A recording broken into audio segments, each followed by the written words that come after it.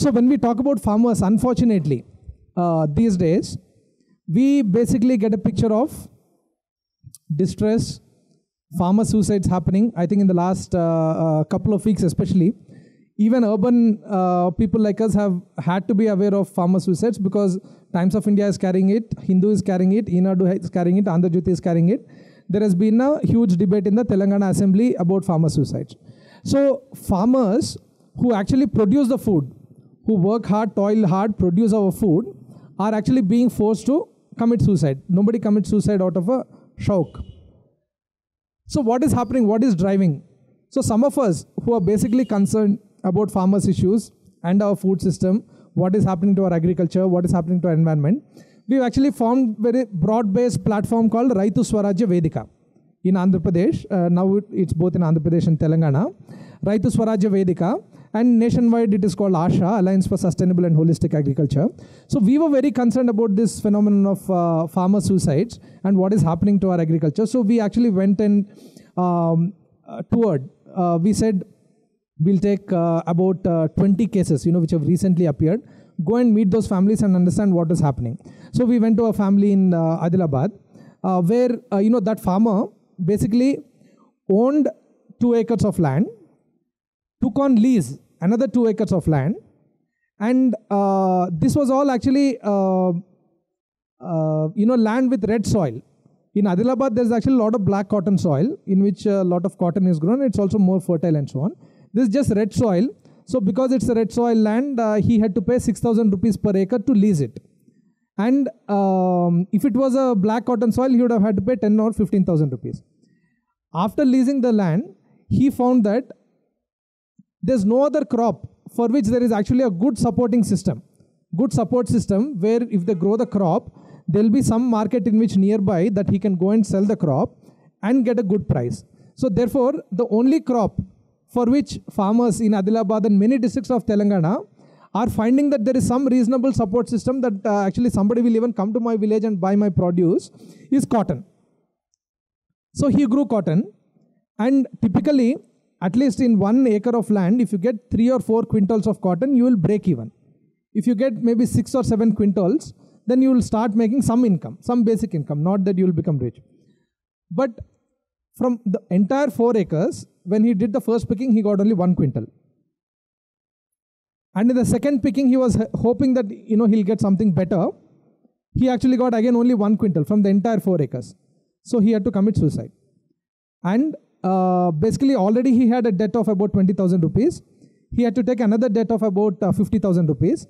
And out of this entire 70,000 rupees debt, how much of it is from a bank? Only 6,000 rupees. Only 6,000 rupees from a bank. And the remaining, whatever, 64,000 or something, is actually from private money lenders, from the dealer who actually sells fertilizers, and from the dealer who comes and buys cotton from him. So when he buys the cotton from him, he'll cut whatever loan that is already given, so he might not actually give you any money. So this is the kind of loan that he had, and he committed suicide. So like this, several hundreds of farmers have been committing suicide. Just in the last 4 months, this has become big news that, about more than 400 farmers have committed suicide just in the last 4 months in Telangana, in a few districts of Telangana alone. So what is the government trying to do? First thing the government tries to do is basically deny that the problem exists. They will say that, this suicide is not because, this person got into debt. It's because he quarreled with his wife. It is because somebody has a health problem and this guy got depressed, therefore he committed suicide. So these are the kind of reasons that, the agriculture minister, the water resources minister of the Telangana state are giving. It's not peculiar to Telangana. I'm not picking on any particular party. But all I'm saying is that the same leaders, when they were not in government, they were actually raising the issues of farmer suicides, but once they get into government, they don't. So this is one aspect, that basically you deny that actually a crisis exists in agriculture. The reason you are saying that these are not farmer suicides, these are not driven by agricultural crisis, is because you want to deny that a crisis exists in agriculture. But are they really able to deny it? Because if you look at the most important promise in the elections, Most important promise in the elections, what was it? It was a loan waiver, Runa Mafi, loan waiver for farmers. And which parties gave the loan waiver, loan waiver promise? TRS, TDP, Congress. All three major parties in Telangana. In Andhra Pradesh, one of the parties resisted giving the promise, but they didn't win, right? So now the government is falling, over themselves, trying to figure out how to implement this promise. Therefore, they really cannot deny that actually a crisis in agriculture exists. Because that crisis itself is what has driven them to actually give that loan waiver promise, even though they know that it is extremely difficult to implement. Okay, so, but still, now again they're falling over themselves to say that farmers are not committing suicide, therefore no crisis exists. So this is the kind of games, that are being played by the governments, by the political parties, with the farmers' livelihoods, with what is the farmer situation. So if you don't even want to acknowledge that a crisis exists, then how do you actually go about solving it? And secondly, what is this promise of loan waiver?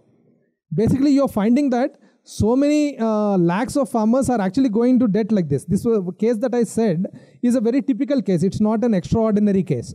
There are, for every farmer who commits suicide, there are another 100 farmers who are in a similar situation. They're just not taking the extreme step of committing suicide, but they're in a similar distress situation. So what does this say? It says that there is a crisis which is pushing them into debt. But just giving them a waiver of that loan for that particular season or that particular instant is not going to solve the problem, because next year they again have to cultivate. So again they're going to take a loan. So whatever conditions cause them to go into debt this time, unless you address those, your loan waiver is not going to help them. Loan waiver, to a certain extent, to the most needy farmers, if it is implemented properly, is something which is justifiable. Okay, but only as a temporary relief measure. But you're not doing anything to address the fact of how they got into the debt in the first place. So that is one problem. The other problem is, like I said, in this particular case, out of the 70,000 rupees, only 6,000 rupees he borrowed from the bank. Rest of it is all from private money lenders. So those loans are not going to get waived. So what I'm saying is that the loan waiver is actually only a superficial solution, but that is the kind of thing which the governments are ready to grab. However, if you look at another aspect, even from this particular case, which is true in most of Telangana, is that cotton cultivation has grown enormously, basically because only support system exists is for cotton crops. Most of the other crops, suppose in those same lands, people used to grow jowar, people used to grow bajra, people used to grow in the tribal areas they used to grow makka. All these different crops have actually disappeared and being replaced by cotton. So unless you address those kind of problems, how will you actually get the farmers out of crisis? So there are actually 2 or 3 different dimensions of this. I don't want to go into too much of detail into that. One is the economic dimension, the fact that they don't even get proper finances for doing agriculture, and the fact that it has become so unremunerative that even if you get a good crop, in the years when they get good crops, farmers are still losing because the prices are dropping. In the years where the crop fails, obviously they get less crops, so therefore again they are in a crisis. So this is the kind of economic crisis that exists in agriculture, where the costs of cultivation are rising, but the prices are not rising. Part of the reason, again I want to tie up with the original thing, part of the reason the prices are not rising is because the government wants to keep the prices low.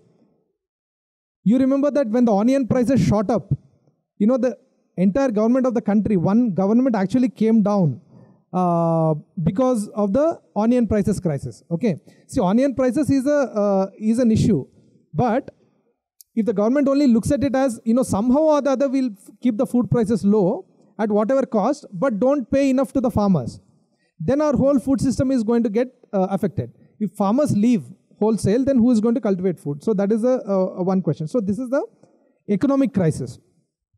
And there is also an ecological crisis. See, if the land is not actually suitable for growing cotton, you are still growing cotton there. Another farmer that we visited, he actually sunk a borewell. It cost him 60,000 rupees. The very next year, actually the borewell dried up. Therefore, he could not irrigate his crop. Therefore, he committed suicide. So the entire the entire agriculture is now being dependent on the groundwater, and the groundwater has almost completely exhausted. So my family does agriculture in a village in Chittoor district, Venkatrampuram. So in that entire panchayat, in the 1980s, there used to be about 25 acres. Like let's say there are about 400 acres of cultivable land there. About 25 acres used to be irrigated. And in the rest of the thing, when the rains come, when the when the tank fills, then they used to get some water. Okay, and they used to grow crops. They were doing reasonably well. But when the borewell thing came up, suddenly 200 acres became irrigated. And everybody started cultivating sugarcane and paddy, which are very water guzzling crops, in the dry area, relatively dry area.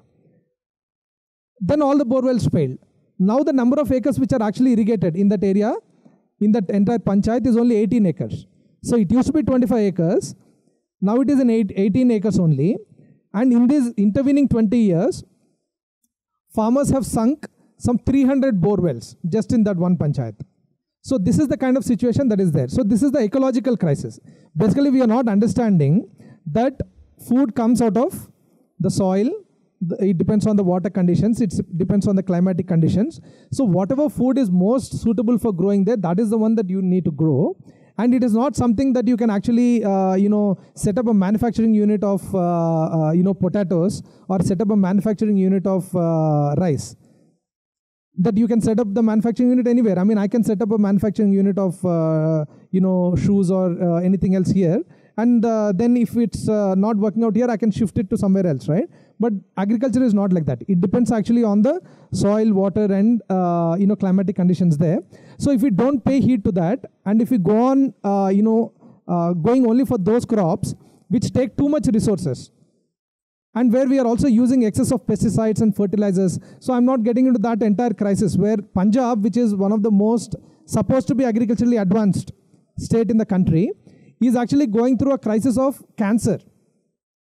There are many districts where huge number of cancer patients, and it's not just cancer, kidney problems, infertility, not being able to bear children, or actually birth defects. These are the kind of things which are happening basically because you're putting too much of chemicals and pesticides into your crops. It is all going to the groundwater. So it's not only the food that we eat, but the entire water which is actually contaminated. So that is the cancer crisis of Punjab. Now it is no longer known as the jewel of Green Revolution, right? So there is an ecological crisis of how we are actually spoiling our environment through a thing. And then there is also an issue of rights. These days what is happening is, like, one of the other dimensions of this, Lay's potato chips packet is that, who manufactures Lay's? PepsiCo, right? So PepsiCo is one of the largest corporations in the entire world, and largest corporation which is basically part of what we call as a food industry. See, now we have something called a food industry. Food producers, we would only think about farmers. But now food industry has nothing to do with farmers. Food industry has everything to do with manufacturing processed food products. And I lived for 12 years in the US, and I've seen what the food industry has done, over there. Every little bit that needs to be done, any decision that needs to be taken in agriculture with respect to farmers and all that, is basically driven entirely by the food industry. So what is the problem with the food industry? See, when PepsiCo wants to manufacture potato chips on a large scale, right? They want to manufacture in one particular place, let's say in Haryana. They want to transport to the entire country. So they will get about thousands of acres of land to actually just grow potato. Whether it is suitable for growing potato or not is another thing. Let us say after 3 years, they find that that land is completely depleted. It cannot grow potato any longer. They will make a contract with another 1,000 farmers in the neighboring taluk, and they'll get their supply of potatoes. But these people whose lands are not suitable and they have actually destroyed their lands, they will actually have nowhere to go. And suppose the potato chips market has gone down and the corn chips market has gone up. Can the farmer shift from potato to corn chips overnight? You cannot, because it requires a different kind of cultivation, different kind of soil, and different kind of water requirement and all these things. So farmer cannot shift from potato to corn overnight. Therefore, the entire market collapses. Once the PepsiCo factory actually shifts to corn chips, there won't be any market for the potatoes that these people are growing. Therefore, if our farmers especially the small farmers and marginal farmers that are there in the country, have to depend on the food industry, then basically it's a completely losing game. And this is part of the crisis that is happening, that a few corporations want to take the entire food chain from cultivation and even the supply of fertilizers to those farmers, then cultivation, then how they actually process their products, and then how they sell. This entire value chain, a few companies want to take over. So rights over resources, rights over seed, rights over the land. So this is another important dimension. So these are all the things which are connected to our food system which are under threat. So these are the things which are actually pushing the agriculture into a crisis.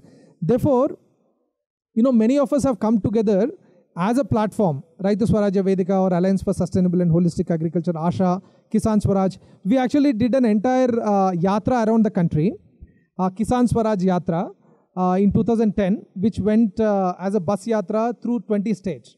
And we found that there are many like-minded people both in the cities and in the rural areas who want our agriculture actually to sustain in a much different trajectory than actually what the Western countries or the US has done.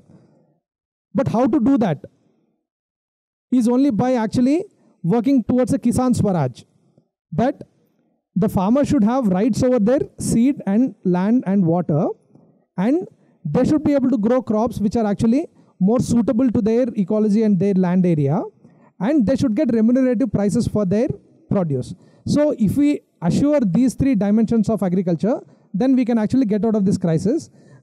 However, to make the governments and the political parties to actually take this up as an agenda, it's a huge struggle, because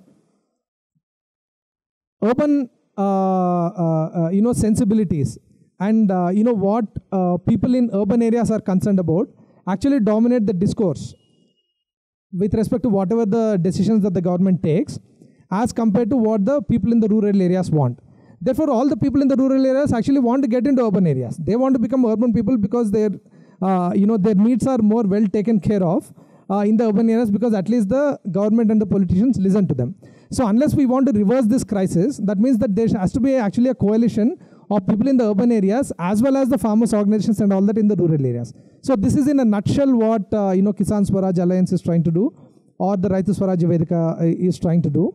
Therefore, what we would request from everybody is that, let us understand our food system in a better way, and let us all be concerned about what is happening to the farmers who grow our food. And there's a lot that we can do if we all come together. Thank you, and we can have any questions.